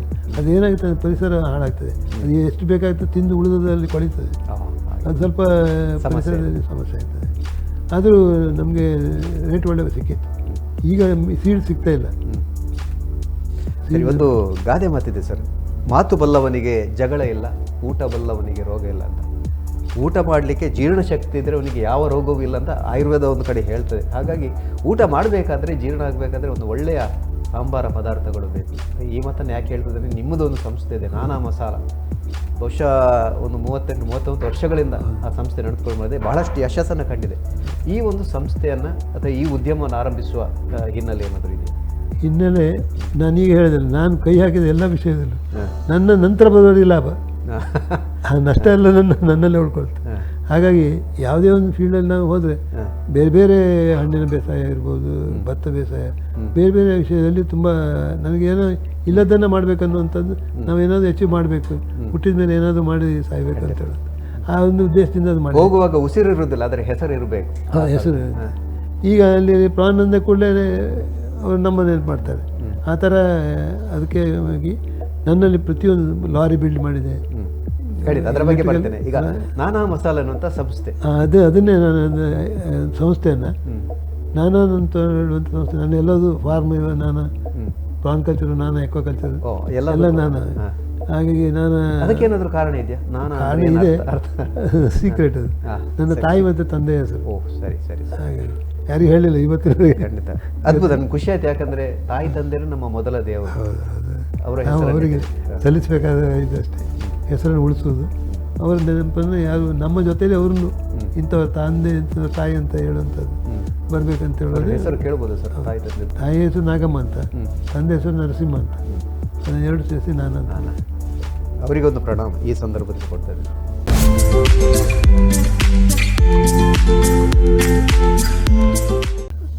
ಇದನ್ನು CMFRI central manage Fisher's development ಅಂತ CMFRI ರಿಸರ್ಚ್ ಸೆಂಟರ್ ಅದು ಇಲ್ಲೇ ಇದೆ, ಹೊಯ್ಗೆ ಬಜಾರ್ನಲ್ಲಿದೆ, ಆಫೀಸ್ ಇದೆ. ಅವರಿಗೆ ಒಂದು ಎಕ್ಸ್ಪೆರಿಮೆಂಟ್ ಮಾಡಬೇಕು, ಒಂದು ಕ್ರ್ಯಾಬ್ ಕಲ್ಚರ್ ಮಾಡಬೇಕು ಅಂತ ಹೇಳೋದು ಅವರು. ನನಗೂ ಕ್ರ್ಯಾಬಿನ ಬಗ್ಗೆ ಅವ್ರು ಯಾರೇ ಇಲ್ಲ ಅಂದರೆ ನಾನು ನೋಡ್ಕೊಂಡು ಬಂದರು. ನಾನು ಕ್ರ್ಯಾಬ್ ಎಷ್ಟು ಸಮಸ್ಯೆ ಆಗಿದೆ ಅಂತ ಹೇಳಿದರೆ, ನಾವು ಕ್ರ್ಯಾಬ್ ಬರಬೇಕು ಕೊಚ್ಚಿನಿಂದ ಹಿಡಿದು ಒಂದೇ ಸೈಜ್ ಬರಬೇಕಾದ್ರೆ ಕೊಚ್ಚಿನ. ಇಡೀ ಕೊಂಕಣ್ ರೈಲ್ವೆ ಸದರ್ನ್ ರೈಲ್ವೆ ಹಿಸ್ಟ್ರಿಯಲ್ಲೇ ಮಂಗಳೂರಿನಿಂದ ಅಥವಾ ಕೊಚ್ಚಿನಿಂದ ಮಂಗಳೂರು ಕಡೆ ಬಂದ ಕ್ರ್ಯಾಬೇ ಇಲ್ಲ. ಏನಿದ್ರು ಮೆಡ್ರಾಸಿಗೆ ಹೋಗುವಂತ. ಅವನೇನು ಮಾಡಿದ, ನಮ್ಮ ಕ್ರ್ಯಾಬಿನ ಬುಟ್ಟಿಯನ್ನು ಅದರಲ್ಲಿ 1,000 ಏನೋ ಇತ್ತು ಬುಟ್ಟಿಯಲ್ಲಿ. ಆ ಬುಟ್ಟಿ ತೆಗೆದ ಕೊಚ್ಚಿನಿಗೆ ಹಾಕಿ ಮಾತಾಡ್ತಾ ಕೂತ್ಕೊಂಡು ಅದು ಹೋಯ್ತು, ಮೆಡ್ರಾಸಿಗೆ ಹೋಯ್ತು. ಇಲ್ಲಿ ಬರೋ ನಾವು ಬೆಳಿಗ್ಗೆ ಒಂದು ನೋಡ್ತೀವಿ, ಒಂದು ಯಾವುದೋ ಒಂದು ಕ್ರ್ಯಾಬ್, ಅದು ಇಲ್ಲಿಂದ ಹೋಗುವಂಥದ್ದು ಬಂದದ್ದಲ್ಲ. ನಾವು ವಾಪಸ್ ಬಂದು ನೋಡ್ತೀವಿ, ಕ್ಯಾಂಟೀನಲ್ಲಿ ಟೀ ಕುಡಿದು ವಾಪಸ್ ಬಂದು ನೋಡ್ತೀವಿ ಕ್ರ್ಯಾಬ್ ಇಲ್ಲ. ಎಲ್ಲಿ ಅದು ಹೋಯ್ತು ಟ್ರೈನಲ್ಲಿ, ಯಾಕೆ ಅದು ಅಲ್ಲಿದ್ದದು, ನಮ್ಮದು ಎಲ್ಲಿ ನಿಮ್ಮದು ಬರಲಿಲ್ಲ ಅಂತ. ಹಾಗೆ ಆಮೇಲೆ ಅದನ್ನು ಶ್ರೀ ದುರ್ಗಮ್ಮ ಬಸ್ಸಿನಲ್ಲಿ ಅಲ್ಲಿಂದ ಬೇರೆ ತರಿಸಿ, ತುಂಬ ಅದು ಸತ್ತಿತ್ತು ಅದರಲ್ಲಿ. ಆಮೇಲೆ ಪುನಃ ಮತ್ತೊಂದಿಷ್ಟು ತರಿಸಿ ಕೊಟ್ಟರು. ಅದನ್ನು ಮಾಡಿದ್ರಿಂದ ಅದರಿಂದ ಜನರಿಗೆ ಅನುಕೂಲ ಆಗಿದೆ, ತುಂಬ ಜನ ಅದನ್ನು ಕಲ್ತ್ಕೊಂಡಿದ್ದಾರೆ. ಹಾಗೆ ಏನು ಹೊಸ್ತು ಮಾಡುವಂಥ ನನ್ನ ಪರಿಸ್ಥಿತಿ ಏನಾಯ್ತು ಅಂದರೆ, ಇದನ್ನೆಲ್ಲ ಮಾಡಿದಾಗ ಖರ್ಚು ಮಾಡಿದಾಗ ಕೈಲಿರೋ ಹಣ ಎಲ್ಲ ಖಾಲಿ, ಆದಾಯ ಕಡಿಮೆ ಆಯ್ತದೆ. ಏನು ಮಾಡೋದು ಅಂತ. ಹಾಗಾದರೆ ನಾವು ಇನ್ನೊಂದು ಅಂದರೆ ನಮ್ಮ ಕುಂದಾಪುರದಲ್ಲಿ ಊಟಕ್ಕೆ ಭಾರಿ ಅಡುಗೆಯಲ್ಲಿ ಫೇಮಸ್. ಯಾವುದೇ ಮಾಡಲಿ, ತರಕಾರಿ ಮಾಡಲಿ, ಭಟ್ರ ಅಡುಗೆ ಇರ್ಬೋದು, ಬೇರೆ ಇನ್ನಿತರ ಅವರು ಮಾಡಿದಂಥ ನಾನ್ ವೆಜ್ ಪದಾರ್ಥ ಇರ್ಬೋದು, ಅದು ಟೇಸ್ಟ್ ಜಾಸ್ತಿ. ಅದಕ್ಕೆ ಬ್ರಹ್ಮಾವರದಿಂದ ಈಚೆ ಬೇರೆ, ಬ್ರಹ್ಮಾವರದಿಂದ ಆಚೆ ಬೇರೆ. ಹಾಗಾಗಿ ಎಲ್ಲ ಇಲ್ಲಿಂದ ಎಲ್ಲ ಮಂಗಳೂರಿಂದ ಎಲ್ಲ ಕುಂದಾಪುರಕ್ಕೆ ಬಂದು ಊಟ ಎಲ್ಲ ಮಾಡಿ ಹೋಗೋರು ಇದ್ದಾರೆ. ಅದನ್ನು ಸವಿಯೋರು. ನಾನು ಏನು ಮಾಡೋದಕ್ಕಿಂತ ಇದೊಂದು ಪೌಡ್ರನ್ನು ಮಾರ್ಕೆಟಿಗೆ ಹಾಕಿದೆ, ಎಲ್ಲಿ ಅನುಕೂಲ ಆಗ್ತದೆ. ನಮ್ಮಲ್ಲಿ ಯಾವುದೇ ಪದಾರ್ಥಕ್ಕೆ ನಾನಾ ಮಸಾಲ ಅಂತ ಹೇಳುವಂಥದ್ದು ಅದಕ್ಕೆ ಒಂದು ಇದಿದೆ, ಕುಂದಾಪುರ ಮೆಣಸಿನ ಹುಡಿ ಅಂತ. ನನಗೆ ಯಾವ ಹೆಸರು ಇಡಬೇಕು, ಏನು ಇಡಬೇಕು ಅನ್ನೋದೇ ಕನ್ಫ್ಯೂಷನ್. ಅದು ಬಾಂಬೆಯಲ್ಲಿ ಮತ್ತು ಔಟ್ಸೈಡ್ ಇರುವವರು ಗೇರ್ ಬೀಜ, ಸುಟ್ಟ ಗೇರ್ ಬೀಜ ಮತ್ತು ಈ ಮಸಾಲ ಅದನ್ನು ಬಂದವ್ರಿಗೆ ಕೊಡು. ಈ ಸೌತ್ ಕನ್ನಡದಿಂದ ಈ ಮಂಗಳೂರಿಂದ ಆ ಕಡೆ ನಂಟಸ್ತಿಗೆ ಆದರೆ ಅವ್ರು ಕಾಯೋದೇ ಅದನ್ನು. ಇವರು ಒಂದು ಪೌಡ್ರ್ ಬರ್ತದೆ, ಯಾವ ಬರ್ತದೆ ಮಾಡ್ಲಿಕ್ಕೆ ಗೊತ್ತಿದೆ. ಕಾಯ್ದಂದರೆ ಅದು ಆಸೆ ಅಂತಲ್ಲ, ಅದೊಂದು ಉಪಯೋಗಿಸ್ಲಿಕ್ಕೆ ಅವ್ರಿಗೆ ಅದೊಂದು ವಿಶೇಷ. ಹಾಗಾಗಿ ಎಲ್ಲರೂ ಕೇಳ್ತಾರೆ, ನಾವು ಯಾಕೆ ಮಾಡಬಾರ್ದು ಅಂತ ಹೇಳುವಂಥದ್ದು ಪ್ರಥಮವಾಗಿ ಸ್ಟಾರ್ಟ್ ಮಾಡಿದೆ. ದಿನಕ್ಕೊಂದು 10 kg ಹೀಗೆ ಹೋಗ್ತಾಯಿತ್ತು. ಅದು ಬಂದು ಇವತ್ತು ಸಾಧಾರಣ 1 ಟನ್ವರೆಗೆ 10 kgಯಿಂದ 1 ಟನ್ವರೆಗೆ ಬಂದಿದೆ. ನನಗೆ ಹೆಚ್ಚಿನ ಕ್ಯಾಟ್ರಿಂಗ್ನಲ್ಲಿ, ಇವನ್ ಈಗ ಮಂಗಳೂರಿನಲ್ಲಿ ಎಜೆ ಗ್ರ್ಯಾಂಡ್ ಇರ್ಬೋದು, ಗೋಲ್ಡ್ ಬ್ರಿಡ್ಜಲ್ಲಿ ಮತ್ತು ಓಷನ್ ಪರ್ಲಲ್ಲಿ ಎಲ್ಲ ನಮ್ಮದೇ ಪೌಡ್ರ್. ಅವ್ರಿಗೆ ಕೇಳೋದಿಲ್ಲ ಕ್ಯಾಟ್ರಿಂಗ್ನವರು, ಅದು ನಾನಿದ್ರೆ ಮಾತ್ರ ಕೊಡಿ ಅಂತ. ನಮ್ಮಲ್ಲಿ ಕೆಲವು ಬೇರೆ ಬೇರೆ ಪೌಡ್ರ್ಗಳಿವೆ, ಅವ್ರ ಪೌಡ್ರಿಗೆ ಅವರು ಸ್ವಂತ ಉಪಯೋಗಿಸುವಾಗ ನಮ್ಮದನ್ನು ತಗೊಳ್ತಾರೆ. ಹಾಗೂ ಇದೆ ಸಾಧನೆ ಅಂದರೆ ಅದು ಕೇಳಿ ಬಂದಿದೆ. ನಾವು ಯಾವುದೇ ಪದಾರ್ಥದಲ್ಲಿ ರಾಜಿ ಇಲ್ಲ. ನಾವು ಮೆಣಸನ್ನು ಹಾಕಿ ಕುಟ್ಟಿ ಬಿಡಿ ಮಾಡ್ತಾರೆ, ನಾವು ಸ್ಟಂಪ್ ತೆಗೆದು ಮಾಡೋದೇ ಇಲ್ಲ. ಅದು ತೆಗೆದು ಕ್ಲೀನ್ ಮಾಡಿ ಮತ್ತು ಆಯಿಲ್ ಹಾಕೋದಿಲ್ಲ ನಾವು. ಆಯಿಲ್ ಸಮಸ್ಯೆ ಅಂತ ಹೇಳಿದರೆ, ಈ ಎಳ್ಳೆಣ್ಣೆ, ಶೇಂಗಾ ಎಣ್ಣೆ, ತೆಂಗಿನೆಣ್ಣೆ, ಹಾಗೆ ಒಬ್ಬೊಬ್ಬರು ನಮಗೆ ಕೇರಳ ಮತ್ತು ನಮಗೆ ತೆಂಗಿನೆಣ್ಣೆಯನ್ನು ಜಾಸ್ತಿ ಫ್ರೈ ಮಾಡಿದರೆ ಜಾಸ್ತಿ ನಮಗೆ ಇಡ್ಲಿಕ್ಕೆ ಆಗೋದಿಲ್ಲ, ಅದು ಗಸಟ್ ಬರ್ತದೆ. ಅದು ಬೇರೆ ಎಣ್ಣೆಯಲ್ಲಿ ಎಳ್ಳೆಣ್ಣೆಯಲ್ಲಿ ಸನ್ಫ್ಲವರ್ನಲ್ಲೆಲ್ಲ ಹಾಗೆಲ್ಲ ಸನ್ಫ್ಲವರ್ ಮತ್ತು ಅದು ನಮ್ಗೆ ಆಗೋದಿಲ್ಲ, ಅದು ಇಲ್ಲಿವರೆಗೆ ಆಗೋದಿಲ್ಲ. ಹಾಗಾಗಿ ನಾವು ಅದನ್ನು ಡ್ರೈ ಫ್ರೈ ಮಾಡುವಂಥದ್ದು, ಡ್ರೈ ಮಣ್ಣಿನ ಪಾತ್ರೆಯಲ್ಲಿ ಅದನ್ನು ಡ್ರೈ ಫ್ರೈ ಮಾಡೋದು, ಬಾಯ್ಲ್ ಹಾಕಿದ್ರೆ ಫ್ರೈ ಮಾಡಿ ಪೌಡ್ರ್ ಮಾಡೋಂಥದ್ದು ಅದರಲ್ಲಿ. ಹಾಗಾಗಿ ನಮ್ಮ ಪೌಡ್ರ್ ಇಲ್ಲಿಂದ ಕೊಂಡು ಹೋದರೆ ಯಾರೊಬ್ಬರು ಅದನ್ನು ಒಳ್ಳೆಯದಿಲ್ಲ ಅಂತ ಹೇಳಿದವರು ಇಲ್ಲ. ಅದಂತ ನಮಗೆ ತಲೆ ಬಂದ ನಾವಂತೂ ಅದು ನೋಡ್ತೇವೆ. ಚಿಲ್ಲಿ ಬಂದಾಗ ಪೆಪ್ಪರ್, ಧನಿಯಾ ಎಲ್ಲದನ್ನು ಪ್ರತಿಯೊಂದನ್ನು ನಾವು ನೋಡಿ ಡ್ರೈ ಮಾಡಿಯೇ ಮಾಡುವಂಥದ್ದು. ಇಲ್ಲಾಂದರೆ ಅದರಲ್ಲೂ ಕುಂದಾಪುರ ಚಿಕನ್ ಅಂತ ಒಂದು ಪ್ರಖ್ಯಾತಿಯನ್ನು ಪಡೆದಿದೆ. ಅದರ ಮಸಾಲ ಕೂಡ ಸೇಮ್. ಕುಂದಾಪುರ ಚಿಕನ್ ಮಸಾಲ ಬಂದದ್ದೇ ಈ ಪೌಡರ್ನಿಂದ. ಎಲ್ಲರೂ ಮನೆಯಲ್ಲಿ ಮಾಡ್ತಾ ಇದ್ದಾರಲ್ಲ, ಈಗ ಲೇಬರ್ ಸಿಗೋದಿಲ್ಲ. ಹೆಚ್ಚಿನ ಮನೆಯವರು ನಮ್ಮದನ್ನೇ ಕೊಂಡು ಹೋಗೋದು, ಮಾಡಲಿಕ್ಕೆ ಆರಾಮಾಗ್ತದೆ. ನಮ್ಮ ಸ್ಟ್ಯಾಂಡರ್ಡ್ ಇದೆ, ಒರಿಜಿನಲ್ ಎಲ್ಲ ಐಟಮ್ಗಳನ್ನ ಹಾಕ್ತಾರೆ ಅನ್ನುವಂಥದ್ದು ಎಲ್ಲರಿಗೊಂದು ನಂಬಿಕೆ. ಒಂದು ಜನರಲ್ಲಿ ಕೆಲವೊಂದು ಸಂಶಯದ ಅದನ್ನು ಕೇಳ್ತಾ ಇದ್ದೀನಿ, ತಪ್ಪು ತಿಳ್ಕೊಬೇಡಿ. ಟೇಸ್ಟಿಂಗ್ ಪೌಡರ್ ಹಾಕ್ತಾರೆ ಮಸಾಲೆಗಳಿಗೆ, ಹಾಗಾಗಿ ಆರೋಗ್ಯಕ್ಕೆ ಸಮಸ್ಯೆ ಆಗ್ತದೆ. ಅದು ಹೋಟೆಲ್ನವ್ರು ಹಾಕ್ತಾರೆ. ಹೋಟೆಲ್ನವ್ರು ಹಾಕ್ತಾರೆ ಅಂದರೆ ಈ ಪೌಡ್ರ್ನವರು ಮಾಡುವಾಗ ಟೇಸ್ಟ್ ಬರಲಿ ಅಂತ ಹೇಳುವಂಥ ಒಂಚೂರು ಹಾಕುವಂಥದ್ದು. ನಮ್ಮಲ್ಲಿ ಅದು ಇಲ್ಲವೇ ಇಲ್ಲ, ಯಾವುದೇ ಥರದ ಟೇಸ್ಟಿಂಗ್ ಪೌಡರ್ ಹಾಕೋದಿಲ್ಲ. ಅದೇ ಸಮಸ್ಯೆ ಬರುತ್ತೆ ಕೆಲವೊಮ್ಮೆ. ನ್ಯಾಚುರಲ್ ಚಿಲ್ಲಿ ಪೌಡರ್ ಇದರಲ್ಲಿ ನ್ಯಾಚುರಲ್ ಕಲರ್ ಬರೋದು, ನೀವು ಕಲರ್ ಹಾಕ್ತೀರಿ ಅಂತ ಹೇಳಿ ಕಲರ್ ಇಲ್ಲ. ಕೆಲವೊಮ್ಮೆ ಕೃತಕ ಬಣ್ಣ ಇಲ್ಲ ಕಲರ್ ಯೂಸೇ ಮಾಡೋದು. ನಮ್ಮಲ್ಲಿ ಕಲರ್ ಮತ್ತು ನಿಜವಾಗಿ ಅವಕಾಶ ಕೂಡ ಇಲ್ಲ ಈಗ ಸರ್ಕಾರ ನಾವು ಯು ಎಸ್ ಗೆಲ್ಲ ಕಳಿಸುವಾಗ ಗಾಮ ಅಂತ ಹೇಳುವಂಥ ಒಂದು ಟೆಸ್ಟ್ ಇದೆ, ಅದನ್ನು ಮಾಡಬೇಕು, ಎಲ್ಲ ಮಾಡಬೇಕು. ಪ್ರಾನ್ ಕಲ್ತದ್ನೆಲ್ಲ ಹಾಗೆ ಪ್ರಾನ್ನಲ್ಲಿ ಯು ಎಸ್ ಜಾಸ್ತಿ ಆ ಪೌಡ್ರ್ ಕೊಡ್ತಾರೆ. ಆ ಪೌಡ್ರ್ನಲ್ಲಿ ನೀರಿಗೆ ಹಾಕಿ ಡಿಪ್ ಮಾಡಿ ನಾವು ಕೊಡಬೇಕು, ಅದು ಕಲರ್ ಚೇಂಜ್ ಆಗುತ್ತೆ. ಅಷ್ಟೆಲ್ಲ ಟೆಸ್ಟ್ ಇದೆ, ಅಲ್ಲೋಗಿ ಬರೋದಕ್ಕಿಂತ ಇಲ್ಲೇ ಹಾಗಾಗಿ ನಾನು ಮಸಾಲವನ್ನು ಪ್ರಾರಂಭ ಮಾಡಿದೆ. ವರ್ಷ ಬೆಳೀತಾ ಬಂತು. ಈಗ ಬ್ಯಾಂಕಿನ ಮೊದಲು ಸಾಲ ಕೊಡಲಿಕ್ಕೆ ಕೇಳ್ತಾ ಇರಲಿಲ್ಲ, ಆಮೇಲೆ ಈಗ ಎಲ್ಲ ಕೊಡ್ತಾರೆ ಮತ್ತು ಬರೋದಿದೆ. ನಾನೊಂದು ಇದರಲ್ಲಿ ಹೇಳಿದೆ, ನಮಗೆ ಸಮಸ್ಯೆ ಅಂದರೆ ಫಸ್ಟ್ ನಮ್ಮ ಯುವಕರಿಗೆ ಇದು ಗೊತ್ತಿರಬೇಕು, ಯುವಕರಿಗೆ ಯಾಕೆ ಆಗ್ತದೆ ಅಂತೇಳಿ. ಫಸ್ಟ್ ನಿನಗೆ ಎಕ್ಸ್ಪೀರಿಯನ್ಸ್ ಇಲ್ಲ ಅಂತಾರೆ ಬ್ಯಾಂಕಿಗೆ ಹೋದ ತಕ್ಷಣ. ಎಕ್ಸ್ಪೀರಿಯನ್ಸ್ ಬರಲಿಕ್ಕೆ ಅದಕ್ಕೆ ಸರಿಯಾದ ಮಾಹಿತಿಯಾದ ಟ್ರೈನಿಂಗ್ ಕಾಲೇಜ್ ಇಲ್ಲ. ಈ ರೂಟ್ ಸೆಟ್ ಇದೆ, ಎಲ್ಲ ಇದೆ, ಆದ್ರೂ ಯಾವುದರಲ್ಲೂ ನಮಗೆ ಬೇಕಾದಂಥ ಸಮಗ್ರ ಮಾಹಿತಿಯನ್ನು ಕೊಡಲಿಕ್ಕೆ ಅವರಿಗೆ ಗೊತ್ತಿಲ್ಲ. ಅದು ಸಮಸ್ಯೆ. ಹಾಗಾಗಿ ನಾವು ಆ ಪೌಡ್ರನ್ನು ಇದು ಮಾಡಬೇಕಾದ್ರೆ ನಾವು ಟೆಸ್ಟ್ ಮಾಡಿ ಯಾವ್ದು ಬೇಕಾದ್ರೆ ಟೆಸ್ಟ್ ಮಾಡ್ಬೋದು. ಮೆಣಸಿನಲ್ಲಿ ಬಳ್ಳಾರಿ ಮೆಣಸು ಒಂದು ಕಲರ್, ಗುಂಟೂರು ಒಂದು ಕಲರ್, ಬ್ಯಾಡಗಿ ಒಂದು ಕಲರ್, ಹುಬ್ಳಿ ಸೈಡ್ ಒಂದು ಕಲರ್, ಹಾಗೆ ಬೇರೆ ಬೇರೆ ಬರುತ್ತೆ. ಅದು ಮಿಕ್ಸ್ ಮಾಡ್ತಾರೆ. ಅಲ್ಲ, ನೀವು ಯಾವುದನ್ನು ಹೆಚ್ಚು ಆಯ್ಕೆ ಮಾಡ್ತೀರಿ? ಬ್ಯಾಡಗಿ ಇಡೀ ಕರ್ನಾಟಕದಲ್ಲಿ ಪ್ರಖ್ಯಾತಿಯನ್ನು ಪಡೆದಿರುವಂಥದ್ದು ಬ್ಯಾಡಗಿ, ಇಡೀ ಏಷ್ಯಾದಲ್ಲೇ ನಂಬರ್ ಬಂದದ್ದು. ಅಷ್ಟು ಇದಿದೆ ಬ್ಯಾಡಗಿ ಮೆಣಸಿನ ಅಷ್ಟು. ಈ ಕಾಶ್ಮೀರ್ ಚಿಲ್ಲಿ ಎಲ್ಲ ಬರ್ತದೆ. ಕಾಶ್ಮೀರ್ ಚಿಲ್ಲಿ ಕಲರ್ ಅದು ಡಬ್ಬಿ ಅಂತ ಹೇಳಿ, ಕಾಶ್ಮೀರಿ ಡಬ್ಬಿ ಅಂತ, ಇದಕ್ಕಿಂತ ಜಾಸ್ತಿ ಮಸಾಲೆ ಜಾಸ್ತಿ ಬರ್ತದೆ ಆ ಥರ. ಅದರಲ್ಲಿ ನಾವು ಮಾಡುವಂಥ ಪದಾರ್ಥದಲ್ಲಿ ಆಯಿಲ್ ಇಲ್ಲ, ಯಾವುದೇ ಥರದ ಆಯಿಲ್ ಇಲ್ಲ. ಹಾಗಾಗಿ ನಾವು ತುಂಬ ಸಮಯವನ್ನು ಇಡ್ಬೋದು, ಹಾಳಾಗೋದಿಲ್ಲ. ಟೈಟ್ ಕಂಟೈನರಲ್ಲಿ ನಮ್ಮಲ್ಲಿ ವೋಲ್ಟೇಜ್ ಅಷ್ಟಿಲ್ಲ. ಔಟ್ಸೈಡ್ ತಗೊಂಡು ಹೋದವರು ಎಷ್ಟು ಡಿಗ್ರಿ ಬೇಕೋ ಅಷ್ಟೇ ಡಿಗ್ರಿಗೆ ಮೇಂಟೈನ್ ಮಾಡಿಕೊಂಡು ತೆಗೆದು ಪುನಃ ಬಾಟ್ಲ್ ಟೈಟ್ ಮಾಡಿ ಇಡ್ತಾರೆ. ಹಾಗೆ ಮುಂದೆ 1 ವರ್ಷ ಯೂಸ್ ಮಾಡೋರು ಇದ್ದಾರೆ. 1 ವರ್ಷವರೆಗೆ ಆಮೇಲೆ ತರಿಸ್ಕೊಳ್ತಾರೆ.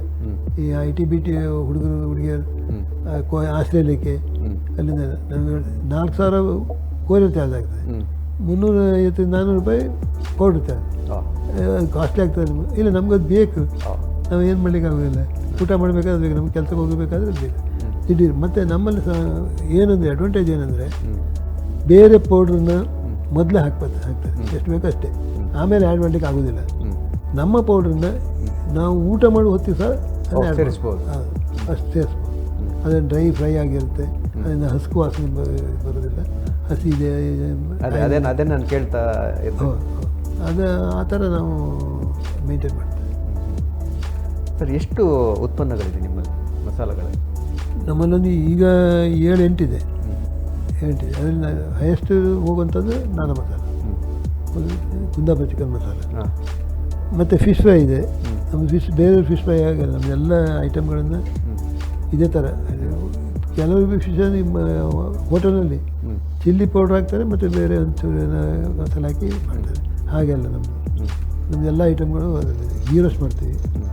ಗೀ ರೋಸ್ಟು ನಂಬರ್ 1 ಇದೆ ನಮ್ಮದು. ಮತ್ತು ಪ್ಲೇನ್ ಚಿಲ್ಲಿ ಕೆಲವು ಡಾಕ್ಟರ್ಸ್ ತಗೊಂಡು ಹೋಗ್ತಾರೆ ನಮ್ಮಲ್ಲಿ ಬಂದು. ಪ್ಲೇನ್ ಚಿಲ್ಲಿ ಸ್ಟಂಪ್ ತೆಗೆದು ಕ್ಲೀನ್ ಮಾಡಿ ಅದು ಪೌಡ್ರ್ ಮಾಡಿ, ಅಲ್ಲಿ ಎಲ್ಲ ಪೌಡ್ರ್ ಅಂದರೆ ಪೌಡ್ರ್ ಮಾಡಿ ಹಾಕ್ತಾರೆ. ಬಕೆಟಲ್ಲಿ ಕಲರ್ ಕರಡಿ ಮಗ್ಗಲ್ಲಿ ಹೊಡೆದು ಹಾರೆಯಲ್ಲಿ ಮುಗಿಸಿ ಇಲ್ಲಿ ಬರ್ತದೆ, ಸೌತೆಕಾಯಿಗೂ ಬರ್ತದೆ. ಅವ್ರು ಹೇಳ್ತಾರೆ, ನಿಮ್ಮದು ಇಷ್ಟೇ ಹಾಕಿ ಹೊಡಬೇಕು, ನಾವು 80 ರೂಪಾಯಿ kg. ಮೆಣಸಿನ ಬೀಜ ಮೆಣಸಿಗೆ 250 ರೂಪಾಯಿ ಇದೆ, 80 ಹಾಕಿ ಕೊಡ್ತಾರೆ. ಅದರ ಅರ್ಥ ಏನಾದರೂ ಹಾಕಲೇಬೇಕು. ಖಂಡಿತ ಅದು ಹೇಳಿದ್ರೆ ಒಪ್ಕೊಳ್ತಾರೆ. ನಾವು ಕಸ್ಟಮರ್ಸ್ ಒಪ್ಪೋದಿಲ್ಲ ಅಂತ ಹೇಳೋಂಥದ್ದು. ಕೆಲವೊಮ್ಮೆ ಅವರು ನಮಗೆ ತುಂಬ ಒತ್ತಡದಲ್ಲಿ ನಮಗೆ ರೇಟ್ ಡೌನ್ ಮಾಡ್ತಾರೆ, ಪ್ರೆಷರ್ ಹಾಕಿ ಅವರು 10 ರೂಪಾಯಿ ಕಮ್ಮಿ ಬಿಟ್ಟು ಬಿಡೋರು ದರ್ಬಾರ. ನಾನು ಹೇಳೋದು, ನೀವು ಅಲ್ಲ, ಜನರು ಬರೋದಿಲ್ಲ, ಆ ಥರ ಬಂದರೆ ಮಾತ್ರ ಆಗ್ತದೆ ಅಂತ ಹೇಳೋಂಥದ್ದು. ಸರ್, ತಾವೊಂದು ಮಾತನ್ನು ಹೇಳಿದ್ರಿ, 10 kg ಆರಂಭವಾದಂತಹ ಸಂಸ್ಥೆ ಈಗ 1 ಟನ್ವರೆಗೆ ಮುಟ್ಟಿದೆ. ಅಂದರೆ ಬೇಡಿಕೆ ಅಷ್ಟು ಇದೆ ಅಂತ ಅರ್ಥ ಆಯಿತು. ಬೇಡಿಕೆ ಇದೆ. ಆ ಬೇಡಿಕೆಗಳಿಗೆ ತಕ್ಕಂತೆ ಉತ್ಪನ್ನ ಮಾಡೋದಕ್ಕೆ ಕಷ್ಟ ಆಗ್ತಾ ಇದೆ. ತುಂಬ ಜನರಿಗೆ ಎಲ್ಲಿ ಸಿಗ್ತದಂತ ಗೊತ್ತಿಲ್ಲ, ಆ ಸಮಸ್ಯೆ.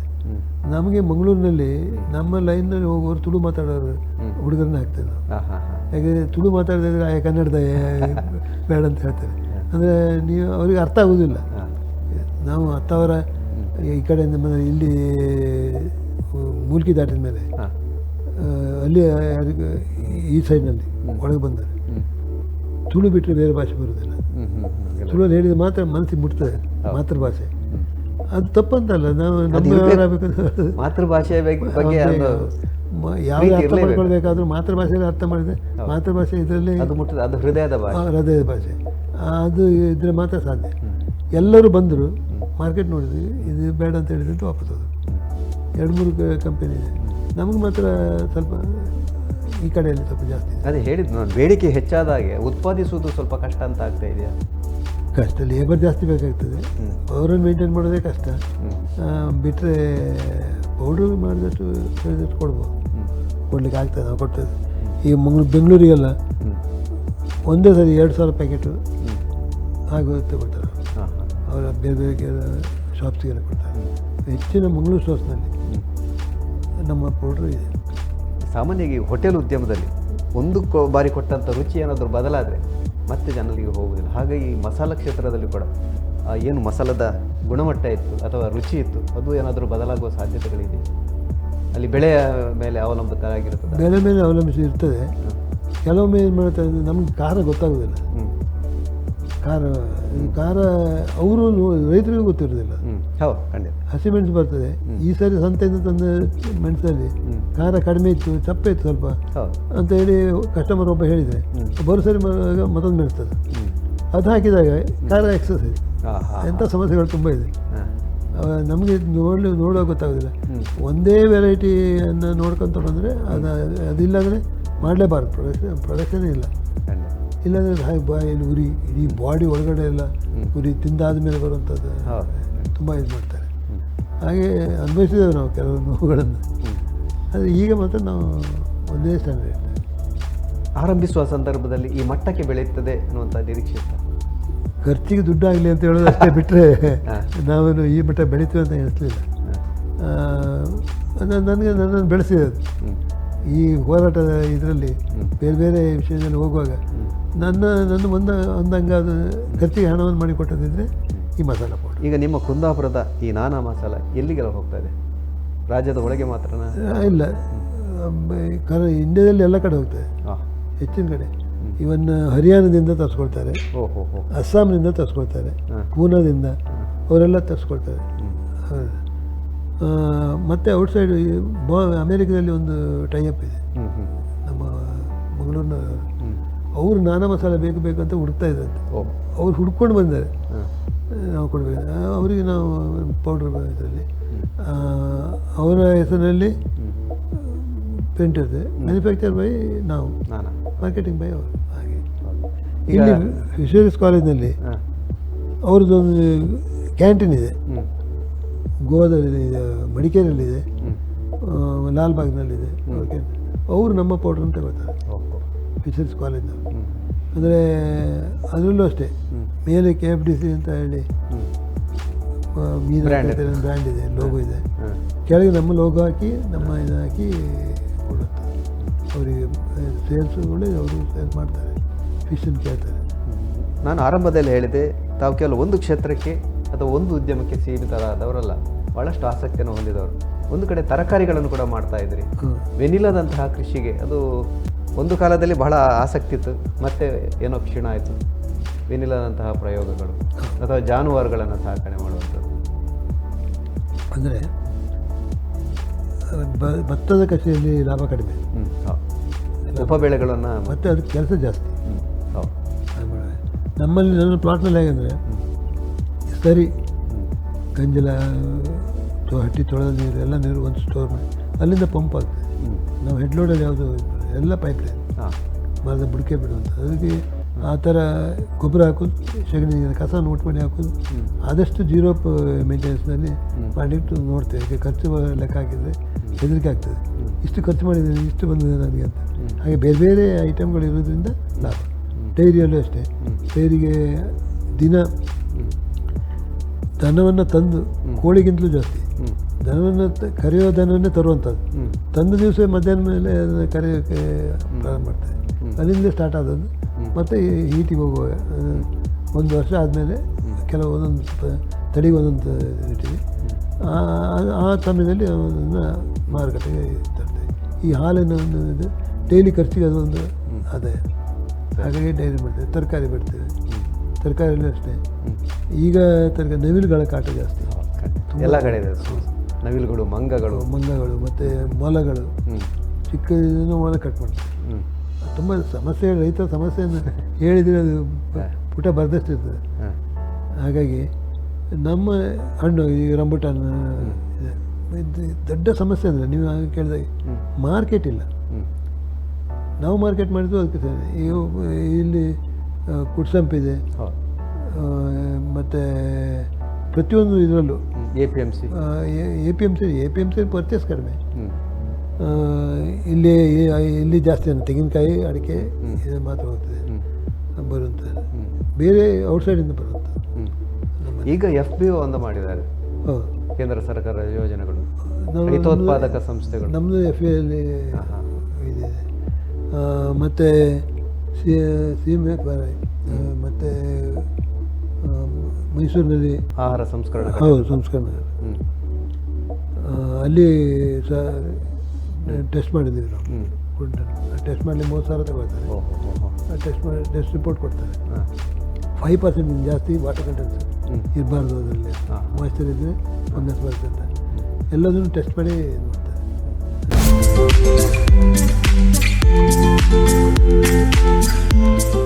ಸರ್, ಮುಂದೆ ಏನಾದರೂ ಹೊಸ ಉದ್ಯಮಗಳನ್ನು ಆರಂಭಿಸುವ ಯೋಚನೆ ಇದೆಯಾ, ಅಥವಾ ಇದನ್ನೇ ಇನ್ನೊಂದು ಹಂತಕ್ಕೆ, ಇನ್ನೊಂದು ಎತ್ತರಕ್ಕೆ ಏರಿಸುವಂತಹ ಪ್ರಯತ್ನ? ಯಾರು ಮಾಡಲಿಲ್ಲ ಅದು ಮಾಡೋದ್ರಲ್ಲಿ ನಮಗೊಂದು ಒರಿಜಿನ್ ಆಯಿಲ್ ಮಾಡಿ. ಎಲ್ಲರ ಹಾದಿ ಬೇಡ, ಆನೆ ತುಳಿದದ್ದೇ ಹಾದಿ ಆಗಬೇಕು.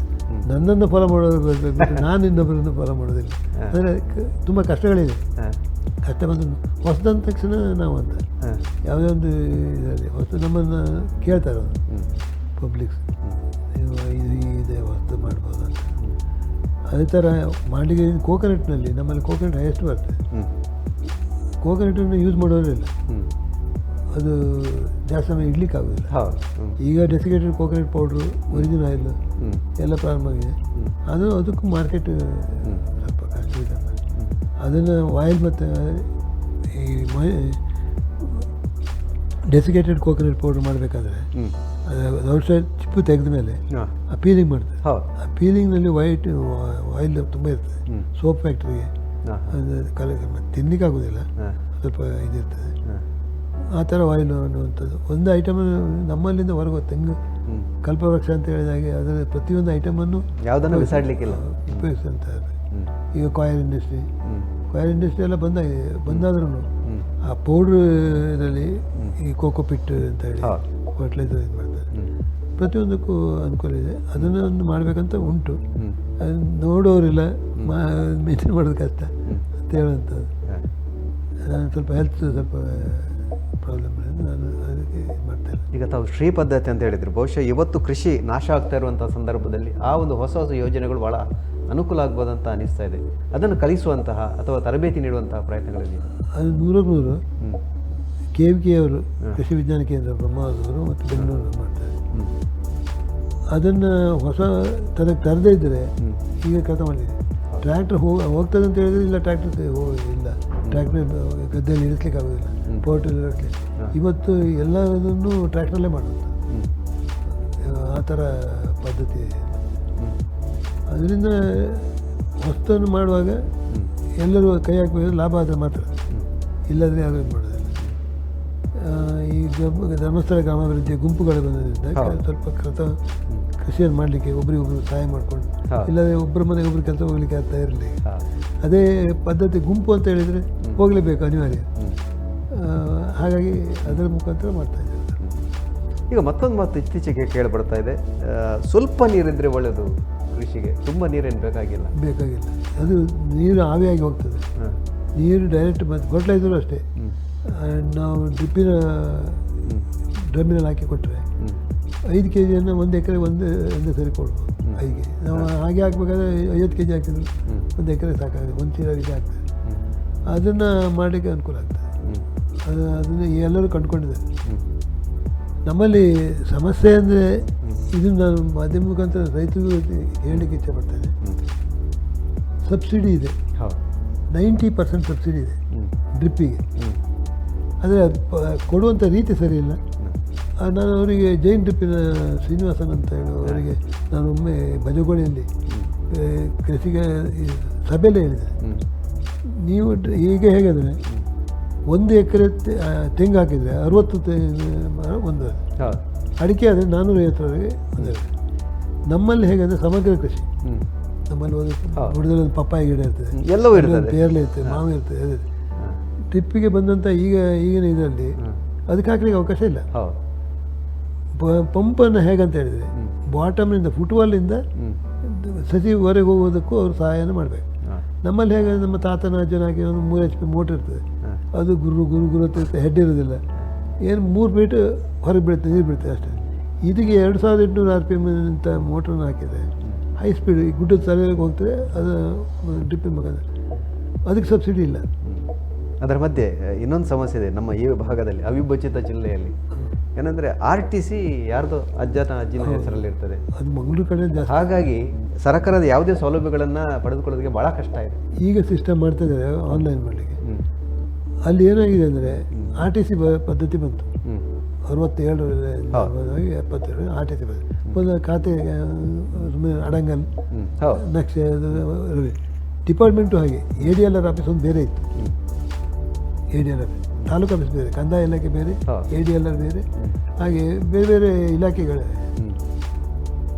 RTCಯನ್ನು ಬರೆಯುವಾಗ ಮೊದಲು RTC ಕೈಯಲ್ಲಿ ಬರೆಯೋ RTCಯಲ್ಲಿ MR ಆದರೆ MRಗೆ 11ನೇ ಕಾಲಮ್ ಅಂತ ಅದಕ್ಕೆ ರೌಂಡ್ ಹಾಕಬೇಕು. ರೌಂಡ್ ಹಾಕಿದರೆ ಅದು ಬರುವ ಸರಿ ಜವಾಬಂದಿ ಆಗುವಾಗ ನೆಕ್ಸ್ಟ್ ಇಯರ್ನಲ್ಲಿ ಅದು ಇರುವುದಿಲ್ಲ. ನಿಮ್ಮ ಹೆಸರಿದೆ ನಿಮ್ಮದು, ನನ್ನ ಹೆಸರಿದೆ ನಂದು ಬರ್ತದೆ. ಇವರು ಈ ಕೆಲಸವನ್ನು ಕೊಟ್ಟರು, ಎಲ್ಲ ಹತ್ರ ಎಲ್ಲ ಹೇಳಿ ನಿಮ್ಮ RTC ಬರೀಬೇಕು ಅಂತ. ಈ SLC PUC ಮಕ್ಕಳು ರಜೆ ಮನೆ ಬಂದ ಮಕ್ಕಳ ಹತ್ರ ಬರಲಿಕ್ಕೆ ಕೊಟ್ಟರು. ಬಂದಾಗ ಎಲ್ಲದೂ ಬರ್ತದೆ. ಆ ಕಾಲಮ್ನಲ್ಲಿ ಹಾಕಿ ರೌಂಡ್ ಹಾಕಿದ್ದನ್ನು ಬರೀತಾರೆ. 1300ನೇ ಪುಟಕ್ಕೆ ಅಂತ ಇಲ್ಲಿ ಶರ ಬರೆದಿರ್ತಾರೆ.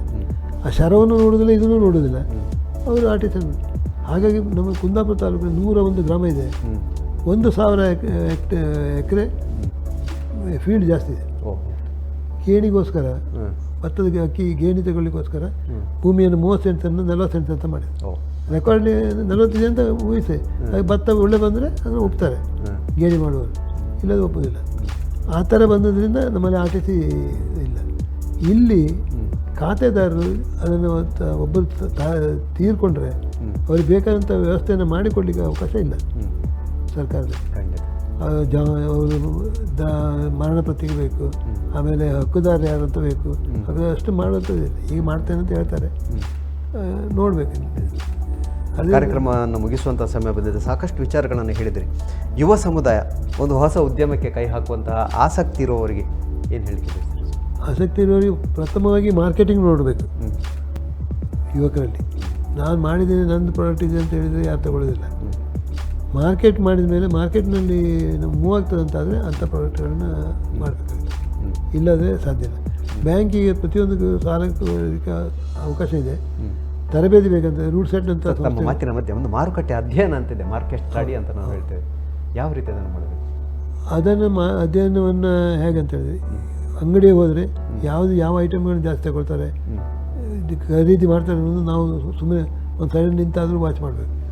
ನಮ್ಮ ಮನೆ ತರುವಲ್ಲಿ ಯಾವ ಸಾಧನೆ ಬರ್ತಾರೆ, ಯಾವುದನ್ನು ಹಸಿ ಪದಾರ್ಥ ತರ್ತಾರೆ, ಯಾವುದನ್ನು ಡ್ರೈ ತರ್ತಾರೆ, ಅದು ನೋಡ್ಕೊಳ್ಬೇಕು. ಹಸಿ ಆದರೆ ಎಷ್ಟು ದಿವಸ ಇಡ್ಲಿಕ್ಕಾಗ್ತದೆ, ಅದು ಇಟ್ಟ ದಿವಸ ಮಾತ್ರ ತಂದು ಹಣ ಕೊಟ್ಟೋದಕ್ಕೆ ಅದು ತಪ್ಪಿಗೆ ಇಟ್ಟದನ್ನು ತಿಂದು ಮತ್ತು ಜೀವ ಮಾಡಿಕೊಂಡು ಅದು ಮಾಡೋದಲ್ಲ. ಅದನ್ನು ಮಾರ್ಕೆಟ್ ಆ ಥರ ಮಾರ್ಕೆಟನ್ನು ಸ್ಟಡಿ ಮಾಡಬೇಕು. ಬ್ಯಾಂಕರ್ಸು ಯಾವ ಬ್ಯಾಂಕಿನಲ್ಲಿ ಯಾವುದು ಕೊಡ್ತಾರೆ, ಮತ್ತು ಈ ಸಬ್ಸಿಡಿ ಐಟಮ್ಗಳನ್ನು ವಾಚ್ ಮಾಡಿದರೆ ತುಂಬ ಬೆನಿಫಿಟ್ಗಳಿದೆ. ಅದರಿಂದ ಯುವಕರು ಬೇರೆ ಬೇರೆ ಕೆಲಸ ಹುಡ್ಕೊಂಡು ಹೋಗೋದಕ್ಕಿಂತ ನಾನೊಂದು ಒಮ್ಮೆ ಹೇಳಿದೆ, ಅದನ್ನು ಮಾಡಿದರು ಬೆಂಗಳೂರು ಯೂನಿವರ್ಸಿಟಿಯಲ್ಲಿ, ಹೆಬ್ಬಾಳ ಯೂನಿವರ್ಸಿಟಿಯಲ್ಲಿ. ನಮ್ಮ ಇದರಲ್ಲಿ ಮೊದಲು ಗ್ರಾಮ ಸೇವಕರು ಅಂತ ಇದ್ದರು, ಗ್ರಾಮ ಸೇವಕರು ಗ್ರಾಮದ ಹಳ್ಳಿಗರು. ಅವ್ರು ಪ್ಯಾಂಟ್ ಹಾಕಿದವರೆಲ್ಲ ಲುಂಗಿ ಉಟ್ಕೊಂಡವರು ಚಡ್ಡಿ ಹಾಕಿ ಬರುವವರು. ಈಗ BSc AG MSc AG ಆದಮೇಲೆ ಪ್ಯಾಂಟ್ ಹಾಕ್ತಾರೆ. ಪ್ಯಾಂಟ್ ಹಾಕಿದವರು ಮತ್ತೆ ಫೀಲ್ಡ್ ಬರೋದಿಲ್ಲ. ಅವ್ರು ಬಂದರೆ ಮಾತ್ರ ಅಂಥವ್ರು ಬಂದರೆ ಅಂಥದಕ್ಕೆ ಹೈಟೆಕ್. ಇದನ್ನು ಎಲ್ಲಿವರೆಗೆ ಕೃಷಿ ಅಂತ ಹೇಳುವಂಥದ್ದು ಕೈಗಾರಿಕೆ ಆಗುವುದಿಲ್ಲೋ ಅಲ್ಲಿವರೆಗೆ ನಮ್ಮ ದೇಶದಲ್ಲಿ ಖಂಡಿತ ಸಾಧ್ಯ. ಕೈಗಾರೀಕರಣವನ್ನು ಅದನ್ನು ಕೈಗಾರಿಕೆ ಅಂತ ಟ್ರೀಟ್ ಮಾಡಬೇಕು. ಟ್ರೀಟ್ ಮಾಡಿದರೆ ಮಾತ್ರ ಸಾಧ್ಯ. ಕೃಷಿ ಕೂಡ ಒಂದು ಉದ್ಯಮ ಆಗಬೇಕು. ಉದ್ಯಮ. ಮತ್ತು ಗ್ರಾಮ ಸೇವಕರು ಮತ್ತು ಡಿಪ್ಲೊಮಾ ಕೋರ್ಸ್ಗಳನ್ನ ಮಾಡಬೇಕು. ಟ್ರ್ಯಾಕ್ಟರ್ ರಿಪೇರಿ ಇರ್ಬೋದು, ಈಚೆ ಪ್ಯಾಡಿ ಬೆಳೆಯೋದಿರ್ಬೋದು, ಹಣ್ಣು ಬೆಳೆಯೋದಿರ್ಬೋದು, ಕಸೆ ಕಟ್ಟುವುದಿರ್ಬೋದು. ಅದು ಕಸೆ ಕಟ್ಟಿದ ಮೇಲೆ ಯಾವುದರಲ್ಲಿ ಎಷ್ಟು ಜನ ಬೇಗ ಬರ್ತದೆ ಅಂತ ಹೇಳೋದು. ಹಲಸಿಗೆ ಕಸಿ ಕಟ್ಟಲಿಕ್ಕೆ ಆಗ್ತಾ ಇರಲಿಲ್ಲ, ಮೇಣ ಬರುತ್ತೆ ಅಂತ. ಮೇಣ ಬಂದರೆ ಅದು ಗಮ್ಮು ಜಾಯಿಂಟ್ ಆಗೋದು. ಮೇಣ ಬರೆದಿದ್ದ ಹಾಗೆ ನೋಡಿಕೊಂಡು ಅದು ಬರಬೇಕಾದ್ರೆ ಎಷ್ಟು ಸಮಯ ಆಗುತ್ತೆ ಅಂತ ನೋಡಿ ಅದ್ರ ಮೇಲೆ ರೇಟ್ ಫಿಕ್ಸ್ ಮಾಡಬೇಕು. ಆ ಥರ ಮಾಡಿದರೆ ಖಂಡಿತ ಸಾಧ್ಯ ಇದೆ. ಯುವಕರಿಗೆ ಇನ್ನೂ ಕೆಲವು ಹೇಳಿದರೆ ಕೆಲವು ಯುವಕರು ಹೆದರ್ತಾರೆ. ಅದು ಹೇಳದೇ ಇರಲಿಕ್ಕೂ ಉಪಾಯ ಇಲ್ಲ, ಹೇಳಿದರೂ ತಪ್ಪಾಗ್ತದೆ. ಹಾಗೆ ನಾವು ಮಾತಾಡುವಾಗ ಸ್ವಲ್ಪ ಜಾಗ್ರತೆ ಮಾಡಿ ಮತ್ತು ರೈತರು ಬರುವಂತ ಆಗಬೇಕು. ಮತ್ತು ಪ್ರತಿಯೊಬ್ಬರು ಅದರ 3 ತಿಂಗಳಲ್ಲಿ ನಿಜವಾಗಿ ಹೇಳಬೇಕಂದ್ರೆ ಪ್ಯಾಡಿ ಇರ್ಬೋದು, ಯಾವುದೇ ಸರಿಯಾದ ಪದ್ಧತಿಯಲ್ಲಿ ಮಾಡಿದರೆ 3 ತಿಂಗಳಲ್ಲಿ ಲಾಭ ಬರುವಂಥದ್ದು ಯಾವ ಇದಿಲ್ಲ.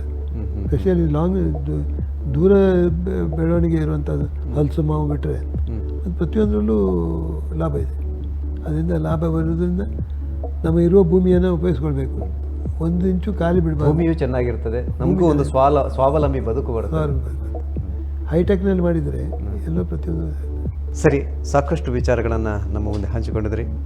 ಭಾಳಷ್ಟು ಜನರಿಗೆ ಒಂದು ರೀತಿಯ ಪ್ರೇರಣಾದಾಯಿತ್ವದ ನುಡಿಗಳನ್ನು ಅವರು ಹೇಳಿದರು. ಖಂಡಿತವಾಗಿಯೂ ನನಗೆ ಕೆಲಸ ಇಲ್ಲ, ನಾನು ಕಲಿತದ್ದಕ್ಕೆ ಸೂಕ್ತವಾದಂತಹ ಕೆಲಸ ಸಿಕ್ಕಿಲ್ಲ ಅನ್ನೋ ಕೊರಗು ಇನ್ನು ಮುಂದೆ ಬೇಡ. ಕಲಿಕೆ ನಮ್ಮ ಜೀವನ ಅನುಭವಕ್ಕೆ ಒಂದು ಪೂರಕವಾಗಬೇಕೇ ಹೊರತು ಅದೇ ಮಾನದಂಡ ಆಗಬಾರ್ದು. ಸಾಕಷ್ಟು ಅವಕಾಶಗಳಿಂದ ಆ ಸಿಕ್ಕಂಥ ಅವಕಾಶಗಳನ್ನು ಯಶಸ್ವಿಯಾಗಿ 2 ಕೈಗಳಿಂದ ಬಾಚಿಕೊಂಡು ತಮ್ಮ ಜೀವನವನ್ನು ಸದುಪಯೋಗಪಡಿಸಿಕೊಳ್ಳಿ ಅನ್ನುವಂಥ ಮಾತನ್ನು ಅವರ ಮಾತಿನ ಮೂಲಕ ಕೊಟ್ಟರು. ಅವರಿಗೆ ನಿಮ್ಮೆಲ್ಲರ ಪರವಾಗಿ ಮತ್ತು ನಮ್ಮ ಟಿವಿಯ ಸಮಸ್ತ ಬಳಗದ ಪರವಾಗಿ ಅನಂತ ಕೃತಜ್ಞತೆಗಳನ್ನು ಹೇಳ್ತಾ, ನಿಮ್ಮ ಜೀವನ ಇನ್ನಷ್ಟು ಯಶಸ್ವಿಯಾಗಿ ಮುಂದುವರಿಲಿ, ಇನ್ನಷ್ಟು ಜನರಿಗೆ ಉದ್ಯೋಗದ ಅವಕಾಶ ಕೂಡ ನಿಮ್ಮಿಂದ, ನಿಮ್ಮ ಸಂಸ್ಥೆಯಿಂದ ದೊರಕಲಿ ಅನ್ನುವಂಥ ಆಶಯದೊಂದಿಗೆ ನಮಸ್ಕಾರ. ವೀಕ್ಷಕರೇ, ಕೆಲವರ ಜೀವನವೇ ಒಂದು ತೆರೆದಿಟ್ಟ ಪುಸ್ತಕದಂತೆ. ಸಾಕಷ್ಟು ವಿಚಾರಗಳಲ್ಲೂ ನಮಗೆ ನಮ್ಮ ಜೀವನಕ್ಕೆ ಅಳವಡಿಸುವಂಥ ವಿಚಾರಗಳು ಸಿಗ್ತದೆ. ಅಂತಹ ಒಬ್ಬ ಶ್ರೇಷ್ಠ ಸಾಧಕನನ್ನು ಇವತ್ತಿನ ಕಾರ್ಯಕ್ರಮದಲ್ಲಿ ನಿಮ್ಮ ಮುಂದೆ ಪರಿಚಯಿಸಿದ್ದೇವೆ. ಮುಂದೆ ಇನ್ನಷ್ಟು ಸಾಧಕರ ಜೊತೆ ನಿಮ್ಮ ಮುಂದೆ ಮತ್ತೆ ಹಾಜರಾಗ್ತವೆ. ಕಾಯ್ತಾ ಇರಿ. ಎಲ್ರಿಗೂ ನಮಸ್ಕಾರ.